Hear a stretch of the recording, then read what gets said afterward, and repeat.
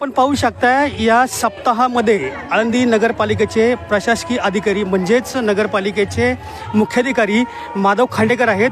मला सांगा, या सप्ताहामध्ये प्रशासनाच्या वतीने काय सुविधा आपल्याकडून आहेत? या ठिकाणी आळंदी नगर परिषदच्या वतीने या संपूर्ण सप्ताह कालावधीमध्ये आमच्या नगरपालिकेच्या वेगवेगळ्या टीम केलेल्या आहेत. स्वच्छतेच्या संदर्भात, पाणी पुरवठ्याच्या संदर्भात आणि या ठिकाणी जे काही मोबाईल टॉयलेट आहेत, धर्मशाळांना टँकरने पाणी पुरवठ्याची सुविधा आहे, घाटाची स्वच्छता आहे, इंद्रायणी नदीची स्वच्छता आहे, वेगवेगळे जे काही घटक आहेत त्या अनुषंगाने आमच्या नगरपालिकेच्या टीम केलेत आणि त्यानुसार काम चालू आहे. आता या ठिकाणी बघताय की तुम्ही सकाळी 6 पासून ते रात्री 11 वाजेपर्यंत माझा स्टाफ हा पूर्णपणे उपस्थित आहे. जवळपास 105 सफाई कर्मचारी या ठिकाणी आपण लावलेले आहेत. त्यामध्ये जेवणाचा मंडप आहे, किचन आहे, त्याच्यानंतर मुख्य मंडप जो कार्यक्रमाचा आहे त्या ठिकाणी असं पद्धतीने या ठिकाणी नियोजन केलेलं आहे. जे महाराष्ट्र शासनाकडनं आपल्याला निधी भेटणार होतो तो आपल्याला प्रशासनाकडनं प्राप्त झालेला आहे का?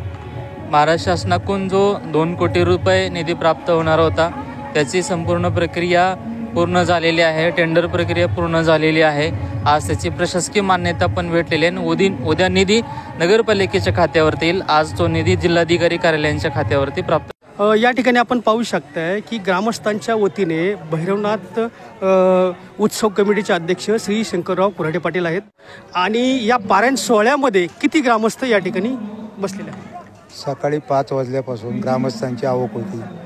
ग्रामस्थ नाही म्हणलं तर कमीत कमी 5,000 महिला आमच्या गावातल्या बसलेले आहेत आणि नवयुवक स्वयंइच्छेने प्रत्येक मंडळाच्या आमच्याकडे म्हणजे गावामध्ये अशी परिस्थिती आहे, राजकारण सोडून सगळे मंडळं जातीभेद सोडून सर्वजण एक जीवाने एक दिलाने काम करतात. का की हा सोहळा आपला आहे. प्रत्येकाचे मनभेद जागेवर ठेवून आणि प्रशासनाबरोबर काम करतात, देवस्थानबरोबर काम करतात. दुसरी गोष्ट आम्हाला आनंद असा आहे की आमच्या गावचे 2 लोक विश्वास कमिटीमध्ये आले.